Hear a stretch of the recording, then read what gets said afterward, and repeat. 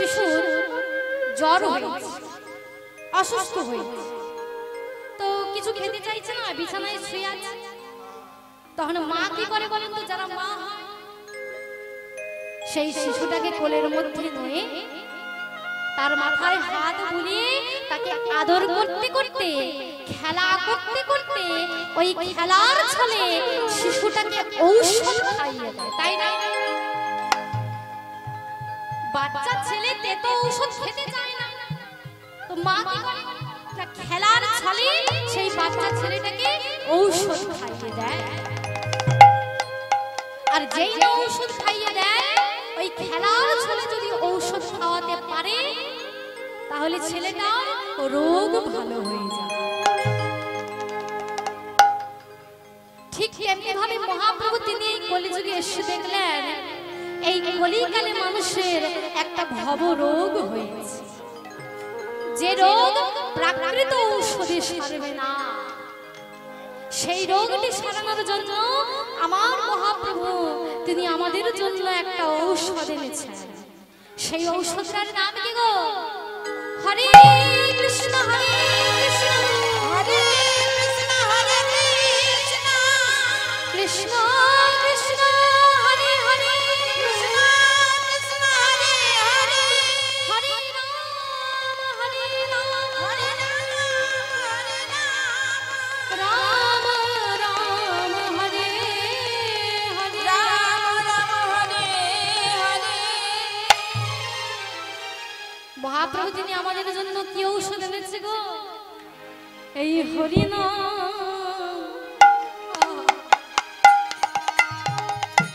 মহৌষধি পান করিলে যায় ব্যাধি। এই হরিনাম মহৌষধি পান করিলে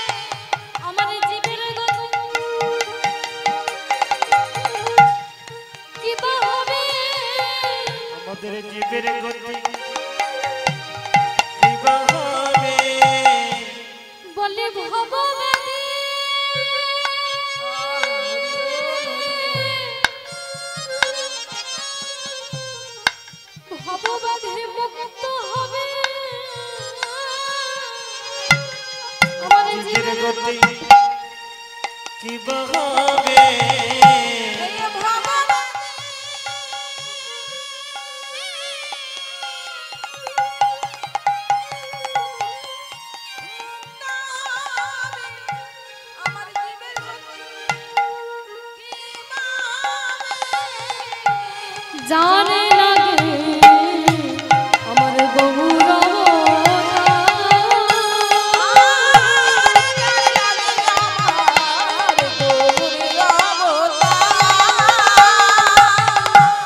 দিন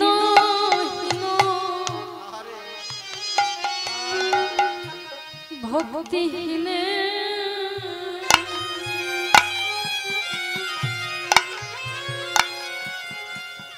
এবারে দেওয়া এলো প্রেম ধনে দিন কিনা ভক্তিহীনে এবারে দেওয়া এলো প্রেম ধনে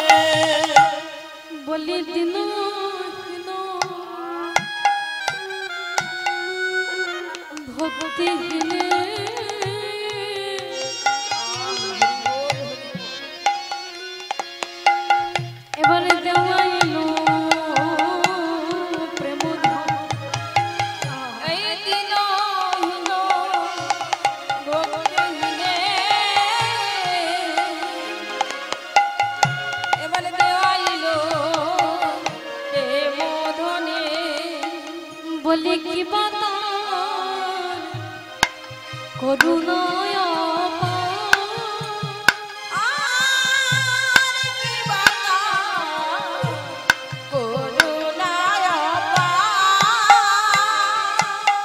বলে কেউ তো বাকি রইল না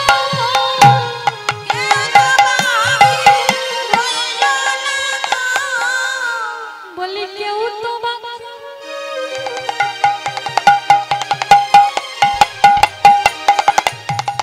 রইল না বলে কেউ তো বাকি আরে রইল না বলে দিনহীন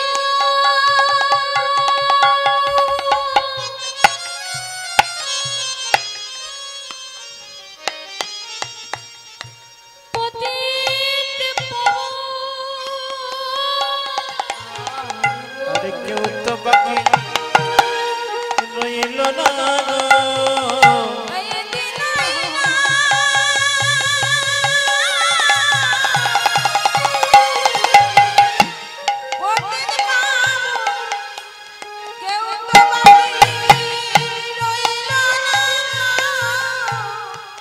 কেউ বাকি নাই মহাপ্রভু যাকেই নয়নে দেখেছে তাকেই তিনি হরি নাম কৃষ্ণ নাম প্রেমে বিতরণ করেছে কেউ বাকি নাই বৃক্ষলতা কীট পতঙ্গ পশু পাখি এমন দয়াল আমার গৌর হরি তিনি সবাইকেই প্রেম বিতরণ করে গেছে বলে কেউ তো বাকি রইল না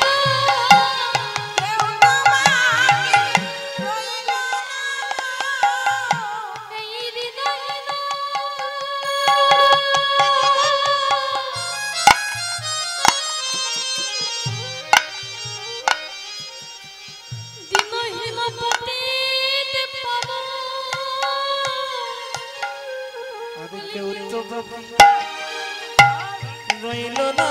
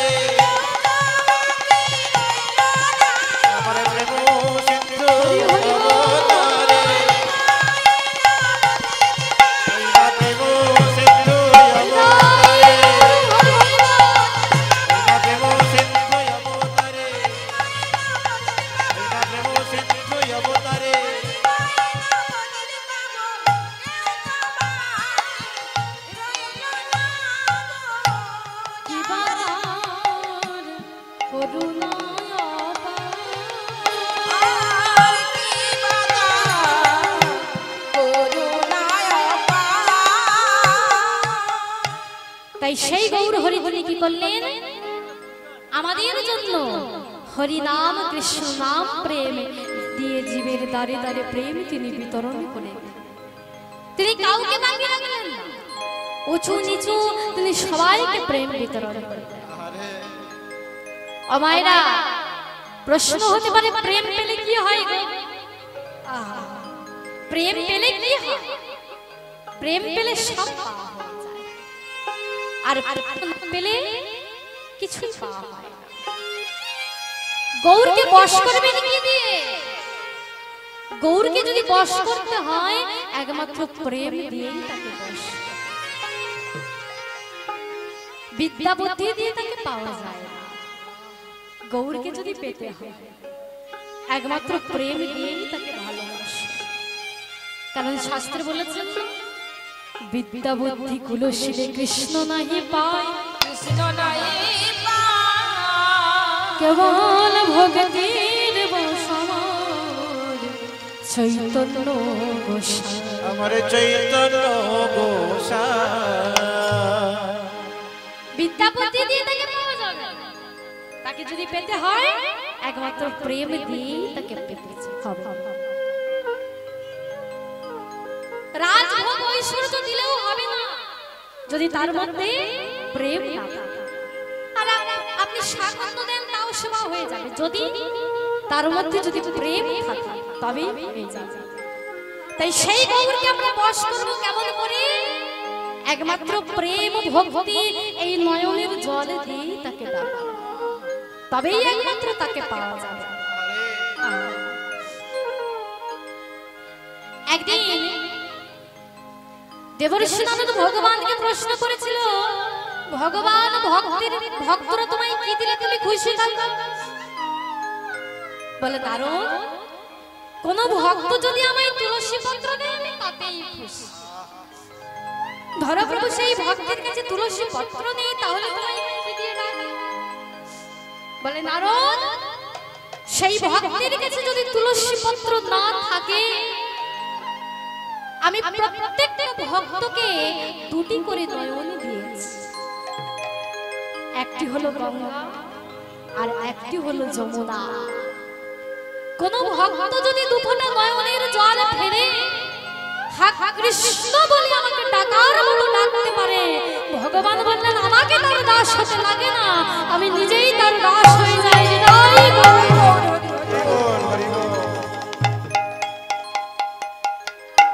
কেউ যদি তাকে ডাকার মতো ডাকতে পারে, ভগবান বললেন আমাকে তার দাস হতে লাগে না, আমি তাই নিজের দাস হতে। সেই ভগবান কত করুণাময়, সেই গৌর হরি তিনি এই কলিযুগে এসেছেন আমাদেরকে উদ্ধার করবার জন্য। কিন্তু আপনারা নেবেন মায়েরা, গৌর হরি তিনি এই কলিযুগে এসে দেখলেন কলিযুগের অবস্থা ভালো নয়,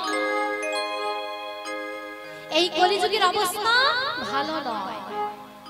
আচ্ছা বলুন তো বাবারা, যে কলিতে আমরা বসবাস করছি, যে কলি আমাদের ভগবান হচ্ছেন গৌর হরি, সেই গৌর হরির নাম আমরা বদনে একবারের জন্য কিন্তু উচ্চারণ করতে পারছি। এই কলিতেই আমরা বসবাস করছি, যে কলির ভগবান গৌর, একবারের জন্য আমরা হা গৌর বলে ডাকতে পারলাম না। আচ্ছা বলুন তো মায়েরা, এখানে তো এতজন ভক্ত এসেছেন, বাড়িতে বসে গৌর বলে কতজন কাঁদে গো, আর সংসারের জন্য কতজন কাঁদে? দেখি একটু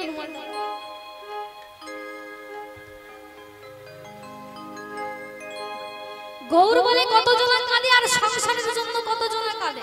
এখানে সবাই গৌর বলে কাঁদে না মা, বেশিরভাগ মানুষ কিন্তু সংসারের জন্য কাঁদে, তাই না? বলুন তো মায়েরা, আমরা সবাই কাঁদি, কিন্তু কিসের জন্য কাঁদি? সংসারের জন্য আমরা কাঁদি, তাই না? সংসার, অভিনয় যার সার, তার নাম হচ্ছে সংসার।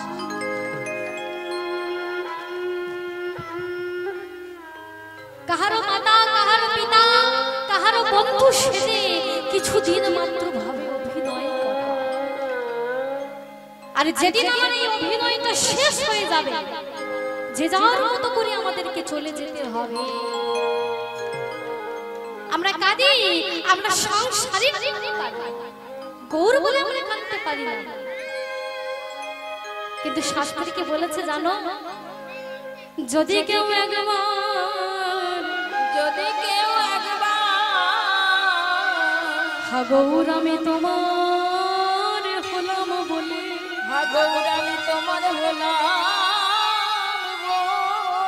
যদি কেউ একবার নিজেকে ওই চরণে সমর্পণ করে দেয়, নিজেকে ওই চরণে সমর্পণ করে দেয় গো, তৎক্ষণাৎ আমার গৌর চিরতরে চিরতরে তার হয়ে যায়, চিরতরে তারে হয়ে যায় গো। যদি কেউ একবার হা গৌর বলে, প্রাণ গৌর বলে ডাকার মতো ডাকতে পারে, বলি তারাই তো পাই গো তারাই তো পাই গো বলি তারাই তো পাই গো বলি তারাই তো পাই গো যারা গৌর বলে কাঁদতে পারে বলি তারাই তো পাই গো যারা গৌর বলে কাঁদিতে পারে বলি তারাই তো পাই গো যারা গৌর বলে কাঁদিতে পারে বলি তারাই তো পাই গো যারা গৌরী বলে আগৌ কাঁদিতে পারে তারাই তো পাই গো যারা গৌর বলে কাঁদিতে পারে একমাত্র তারাই গৌরকে পায় আর যারা গৌর বলে কাঁদিতে পারে না তারা পায় না। আমরা কাঁদি সংসারের জন্য কাঁদি, কিন্তু একবারের জন্য কি আমরা ভেবে দেখেছি যে ছেলে মেয়েদের জন্য আমরা এত কিছু করলাম, আমার ছেলে আমার মেয়ে যেদিন আমি আর খাটতে পারবো না, প্যারালাইসিস হয়ে বারান্দায় বসে পড়ে থাকবো, সেই ছেলে মেয়ে আমাকে দেখবে না, কিন্তু আমরা মূর্খের মতো সেই ছেলে মেয়েদের জন্যই আমরা কাঁদি। কিন্তু একটা কথা ভালো করে মনে রাখবেন বাবা, যাবৎ মৃত্যু উপার্জন সত্য তাবৎ নিজ পরিবার দত্ত। যতদিন আপনি অর্থ উপার্জন করতে পারবেন আপনাকে সবাই ভালোবাসবে, আর যেদিন আমি অর্থ উপার্জন করতে পারবো না কেউ আমাকে ভালোবাসবে। যাবৎ মৃত্যু উপার্জন সত্য তাবৎ নিজ পরিবার দত্ত তদানঞ্চ জরয়া জজ্জর দেহ বার্তান্ত বিনা বিচ্ছুতি।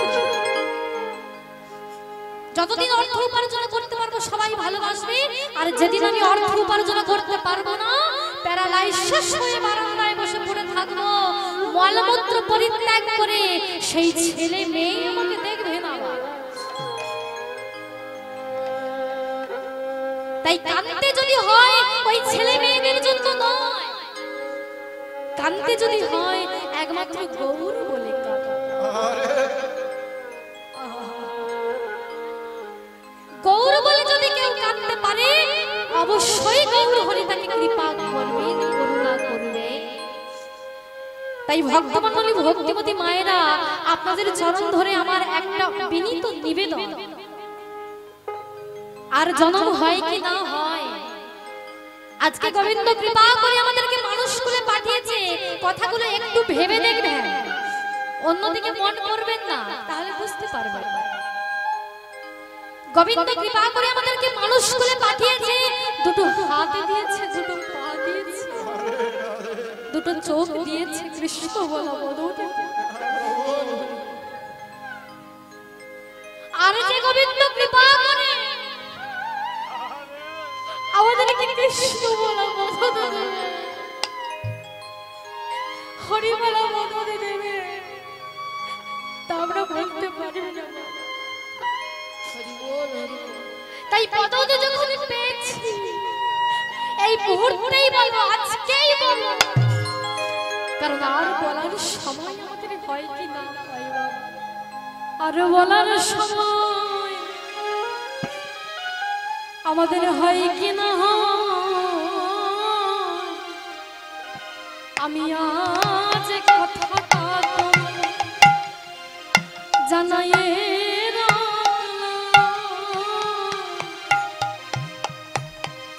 আরে বলো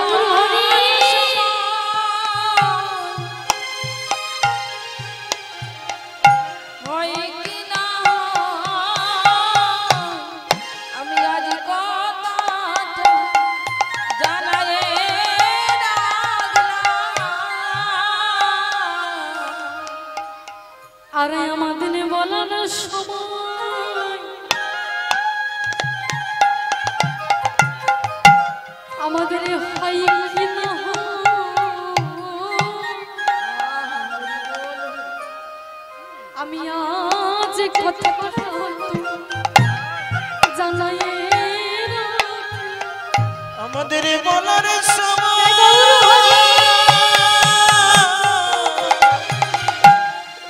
হয় কি না হয়। গৌর আজ আমি এই কথাটি তোমার জানাই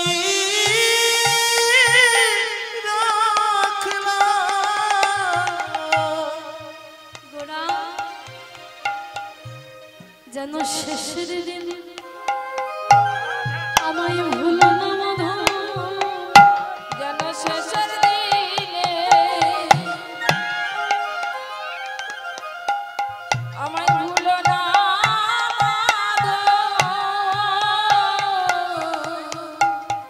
ভক্তমণ্ডলী, ভক্তিমতী মায়ের এবং বাবা, আমরা তো সংসারী জীব। ভগবানকে একটা কথা জানাবেন, প্রভু আমি তো সংসারী জীব, শেষের দিনে হয়তো তোমার নাম তোমার কথা আমি ভুলে গেলেও ভুলে যেতে পারি। শুধু গৌর হরির কাছে একটা প্রার্থনা জানাবেন, গৌর হরি শেষের দিনে আমি যদি তোমায় ভুলে যাই প্রভু, শুধু তুমি একটু আমার মনে রেখো, শুধু তুমি একটু আমার মনে রেখো, শুধু তুমি একটু আমার মনে রেখো, শুধু তুমি একটু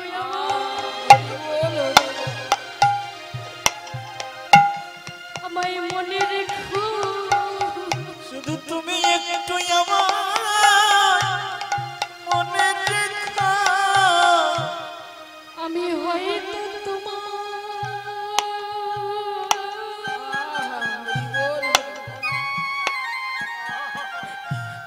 আমি ভুলে যাব,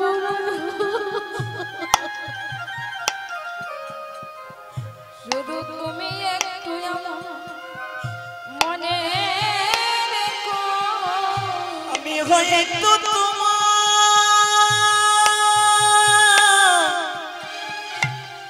ভুলে যাব মাঝা, গৌর হরি তুমি একটু আমার প্রভু হে মনে রেখো। আমি হয়তো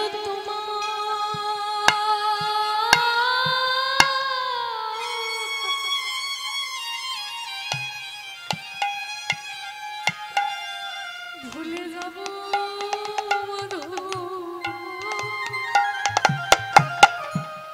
যেন শেষের দিনে আমায় ভুলো না মাধব, আমি হয়তো হরি হরি বল, হরি হরি ভুলে যাব মাধব, শেষের দিনে ভুলো না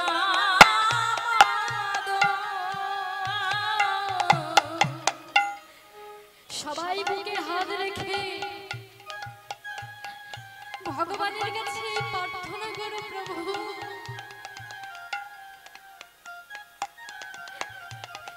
শেষের দিনে যদি আমি তোমায় ভুলে যাই, আমি তো সংসারী জীব,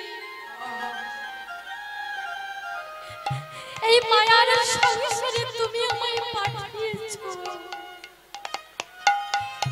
তাই হে গৌর হরি আমি যদি তোমায় ভুলে যাই, শুধু তুমি একটু আমার মনে রেখো, শুধু তুমি একটু আমার মনে রেখো। শুধু তুমি একটু মনে রেখো, আমি হয়তো তোমার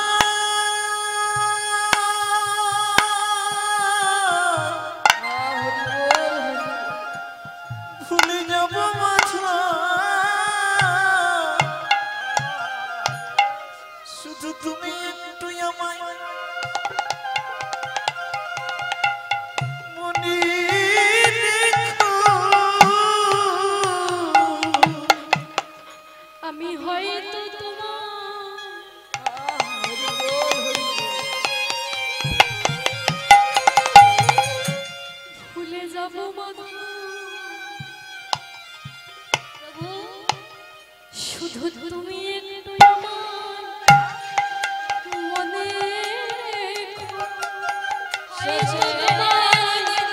ভুলে যাব শুধু তুমি একটু আমার মনে রেখো শেষের দিনে ভুলো না শুধু তুমি একটু আমার মনে রেখো শেষের দিনে ভুলো না শুধু তুমি একটু আমায় মনে রেখো শেষের দিনে ভুলো না শুধু তুমি একটু আমায় মনে রেখো শেষের দিনে ভুলো না শুধু একটু আমায় মনে রেখো শেষের দিনে ভুলো না তুমি একটু আমায় মনে রেখো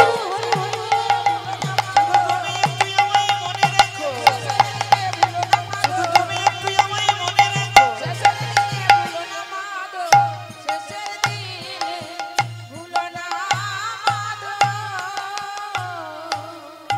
তাই ভক্তমণ্ডলী ভক্তিমতী মায়ের ভগবানের কাছে আপনারা যে যাই প্রার্থনা করুন না কেন শুধু আপনাদের চরণ ধরে অনুরোধ ভগবানকে ভুলে যাবেন না দিনান্তে তার কর্ম একটু যেন আমরা করতে পারি এইটুকু অনুরোধ আপনাদের চরণে তাই চলুন মায়েরা অনেক কথা বললাম আমরা ছোট্ট করে গৌরচন্দ্রিকা আস্বাদন করলাম তো এইবারে আমরা যে লীলা আস্বাদন করব